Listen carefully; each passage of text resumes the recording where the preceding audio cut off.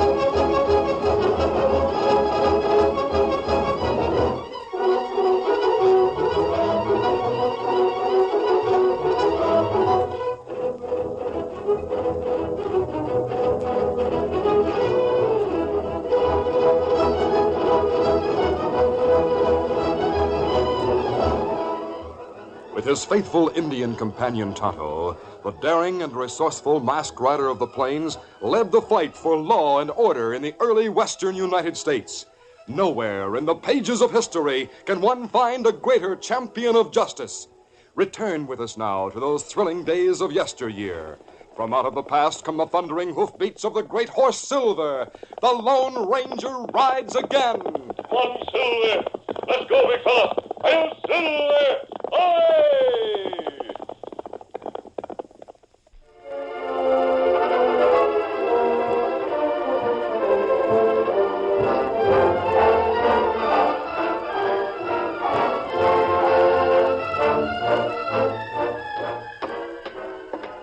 When Curly Wayne entered the restaurant, old Pop McCarthy behind the counter glared at him.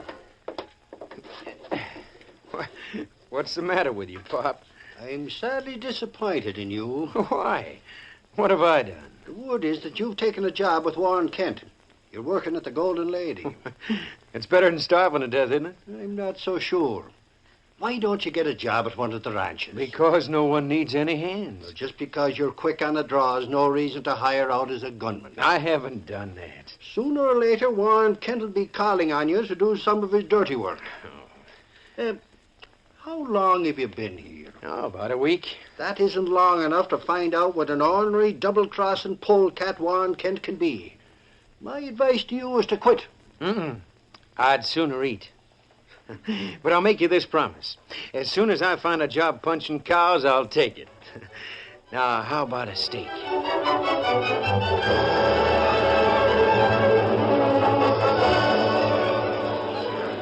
At 9 o'clock that evening, Curly's relief man, Sam Miner, took his place on the platform overlooking the faro tables and told the young cowboy Warren Kent wanted to see him. Curly went directly to the office at the rear of the cafe.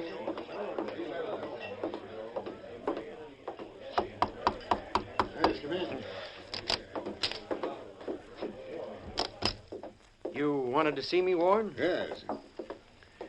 Take a look at that little knot in the wall up by the ceiling. You think you could hit it? I might. From a fast draw? I might. Let's see you try it. Well, sure. Dead center. That's real shooting. Is that all you wanted me for? No. Sit down. All right. I'd like you to take a little ride out to Thirsty Creek. You know where it is? Well, sure. What for? That's where Matt Johnson lives. He's a prospector. An old man with a beard. You remember seeing him here last night? Oh, yeah. Well, he won a lot. When it came time to cash in his winnings, I didn't have enough money to cover him. I was 500 short. I promised I'd get it to him today. Here it is. Will you take it to him? Sure. Of course, I'm supposed to relieve Joe at midnight. I may not be able to get back before then. I'll take your place. Matt's cabin is near a big grove of cottonwoods. You shouldn't have any trouble finding it. Right. Well, here's the money. Good enough. I'll see you later. Yeah. As simple as that.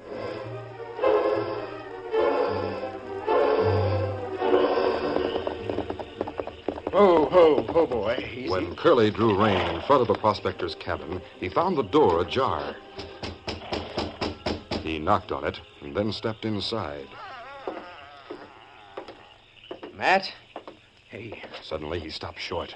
The old prospector was lying on the floor, his eyes staring at the ceiling, a bullet hole in his forehead. Hey, this is murder. I'd better get to the sheriff. Easy, steady, boy. Come on, get him.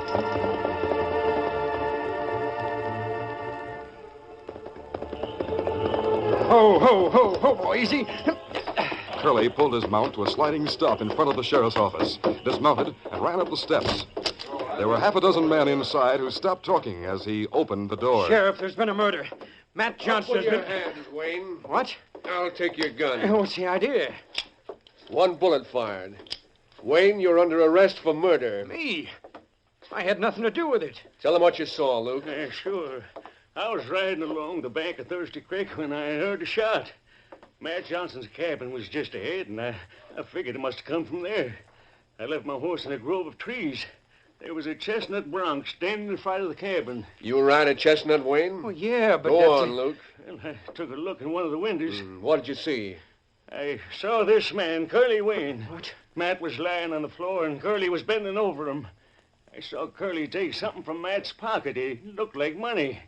I ran back to my horse and rode here as fast as I could. Now, wait a minute. Keep him covered, Joe. Right. I'll search him. What for? Money. Well, Sheriff, I'll admit I have some money on me, but so I see. But I didn't get those bills from Matt. Warren Kent gave them to me to deliver to Matt. Ask Kent, he'll tell you. $500. Will you listen to me for a minute? Joe, I'll get the corn and ride out to Thirsty Creek. Lock Wayne up. Right, Sheriff.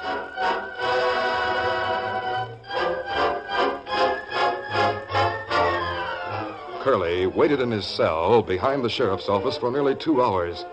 Then the lawman returned with his deputies and the coroner, and Curly could hear most of what they said about the crime. Finally, he heard Warren Kent's voice and hoped he would soon be free. The door into the cell block opened. Sheriff says make it fast, Warren. All right, Joe. Warren, aren't they letting me out? No, Curly. Well, didn't you tell them you gave me the $500 they found on me? Yep. Well, then? Matt had a lot of money in his cabin, Curly. It was all gone. They figure you took it and hid it somewhere. Oh, that's loco. I didn't have anything to do with it. Curly, you're in a bad spot. They believe Luke, and they don't believe you. I think the best thing for you to do is to get out of here. It's easier said than done. Just the same. That's all right. You can't see us. With his back to the office door, Kent reached inside his shirt and pulled out a gun. Here, take it and hide it. Huh? A gun? Hide it under your jacket, quick. Time's up, Warren. Huh? Oh, yes, I'm coming.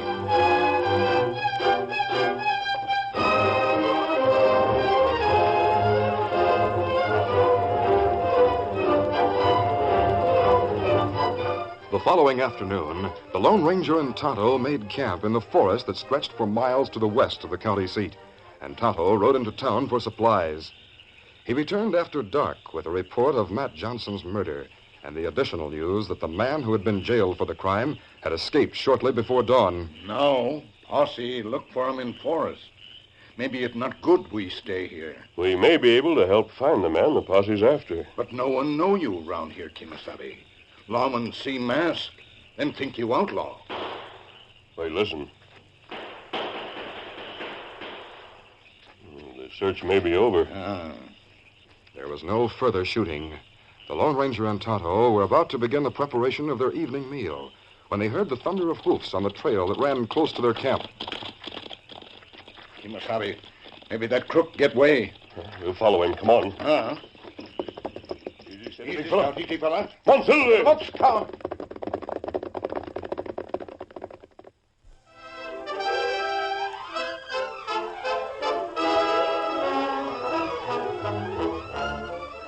the curtain falls on the first act of our Lone Ranger adventure. Before the next exciting scenes, please permit us to pause for just a few moments.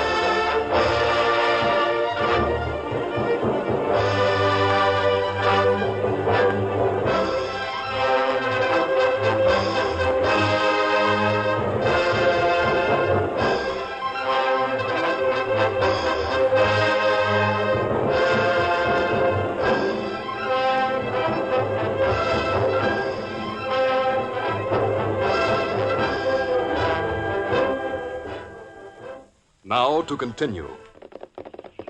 Here, come on, here. As Curly Wayne raced along the trail through the forest, his horse stumbled and fell. Curly was thrown free of the saddle, and as he hit the ground, his head grazed a rock.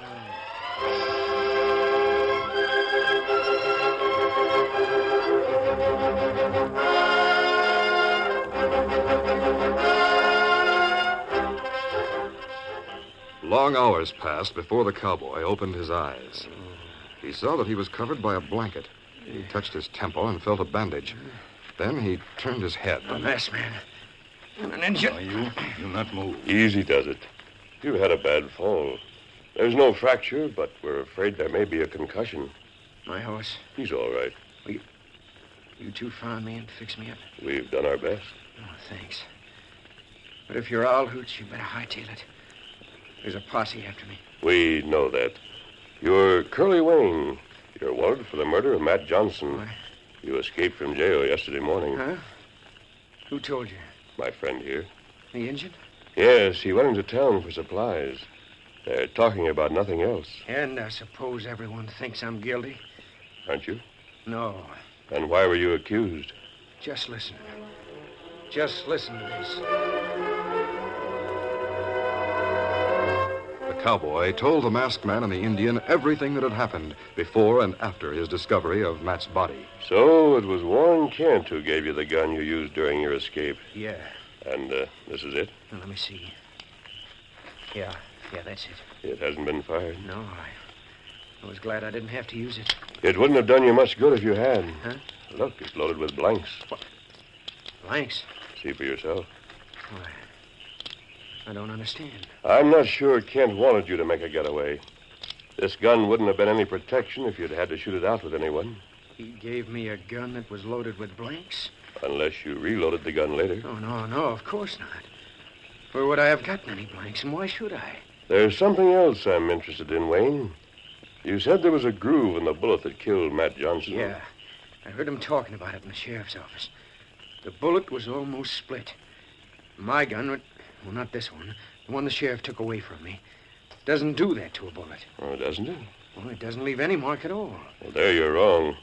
Every gun leaves some sort of a mark on a bullet. Well, a little scratch, maybe. What's more, every bullet fired from the same gun has the same marks. Let's experiment. The Lone Ranger slipped 2 cartridges into the cylinder of the revolver and fired 2 shots into the ground.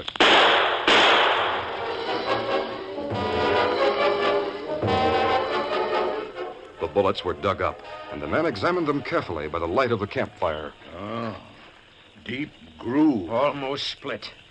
Just the way they described the bullet that killed Matt. Masked man, do you see what this means? As far as I'm concerned, it means the sheriff arrested the wrong man. Warren Kent, he did it. And he sent me out to Matt's. And he must have fixed it up with Luke Cahill to go to the sheriff. Tonto, I'd like to have a talk with Luke Cahill. Me know him, Kimasabi. Him work at livery stable. Does he live there? Ah.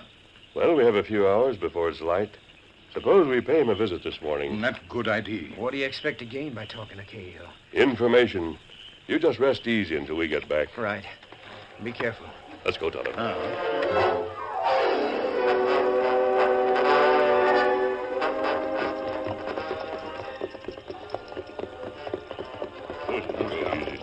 Easy, Scout. Easy. The main street was deserted as the Lone Ranger and Tonto drew rein in front of the livery stable on the edge of town. At one side of the stable doors, there were two windows. The moonlight streaming through them showed a small office. At one side, a man was sleeping on a cot. Cahill. Cahill, wake up. What you want? Get up. Oh, tether your horses to the hitch rack. I'll take care of them in the morning. I said get up and open the door. All right. You don't have to break the window. Give me a chance to pull out my boots. Where's that lantern? What you say to him, Kimasabi? We'll try to scare him into telling the truth. Most people take us for outlaws. We'll let him make the same mistake. All right, come on in. Hey, you mask. Better shut the doors. Into the office, Cahill. Move. Mister, I only work here. Let's not have any gunplay. All the money's in the safe, and I don't have the combination. How much is in that wallet in your back pocket? Oh, only a few dollars. We'll see. No, please. It looks to me like a few dollars over $500. That's all I have in the world. We're not interested in small change. Here, take it. Oh, thanks. Now, sit down. I want some straight answers. What do you want to know? First, you'd better be told who we are. We're friends of Curly Wayne's. Curly's an owl hoot? There was a posse chasing him tonight. Oh, that was because... You mean he was an owl hoot before he came here? I thought he was just a saddle bum. That's where you and Warren Kent made a big mistake. He has friends. Yeah, sure. What is it you want to know? Curly doesn't have anything to worry about. The posse lost his trail. He's safe wherever he is. We know that.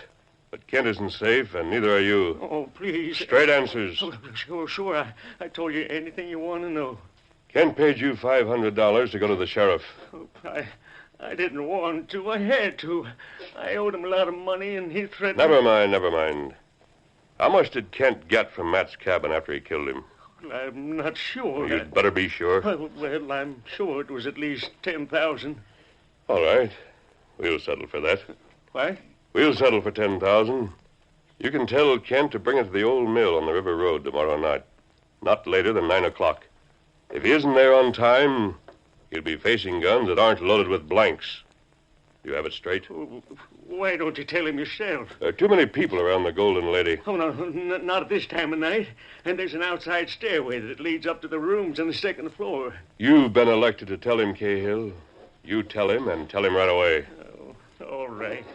Let's go, Tonto.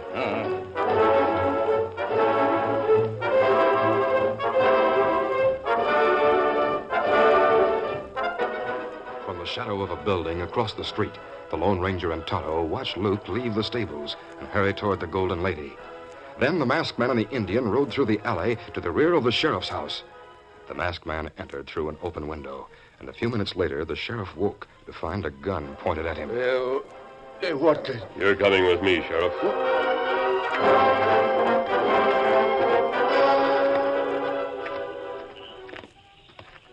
At the foot of the outside stairs, at the rear of the Golden Lady, the sheriff stopped.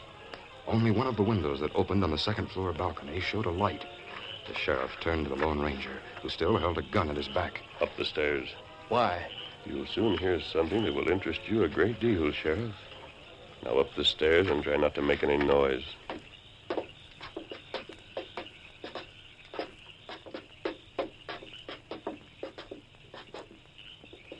At the top of the stairs, the Lone Ranger pointed to the open window, and the sheriff walked ahead of him toward it.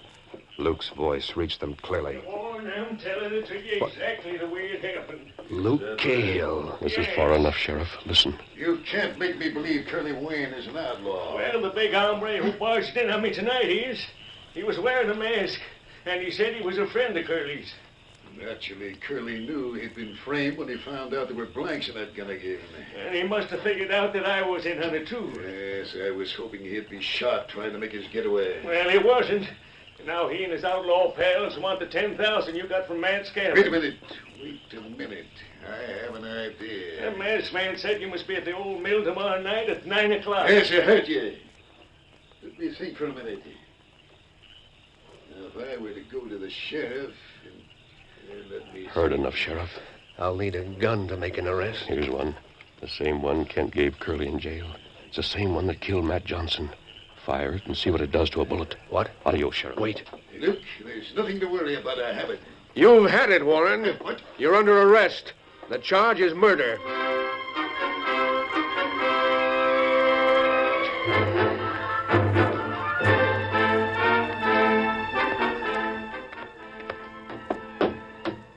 The following morning, Curly Wayne entered the sheriff's office.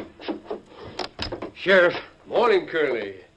What are you doing here so early? A friend of mine persuaded me I should give myself up. Oh, that's so? Didn't your friend tell you why you should give yourself up?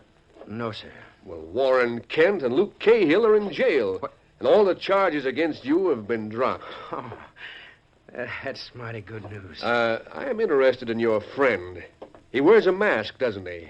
Why, I don't see What difference it makes? Neither do I. Did he happen to mention giving me this gun last night? Why, that's the gun Kent gave me. That's the gun, yes, sir. And just take a look at the bullets he used to load it. Are they silver? Sure are.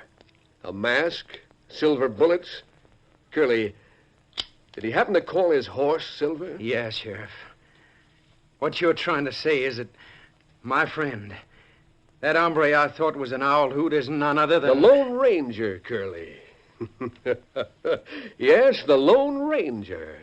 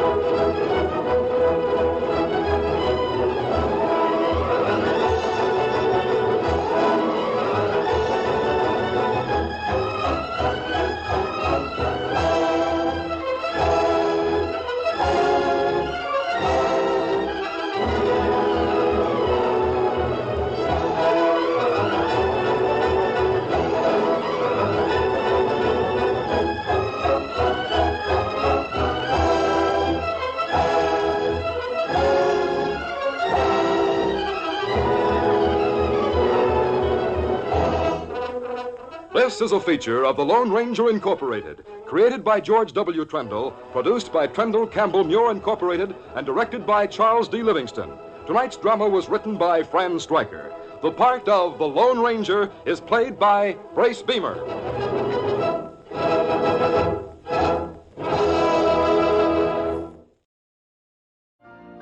You've been listening to the OTR Gold Network. Find more classic radio at otrgold.com.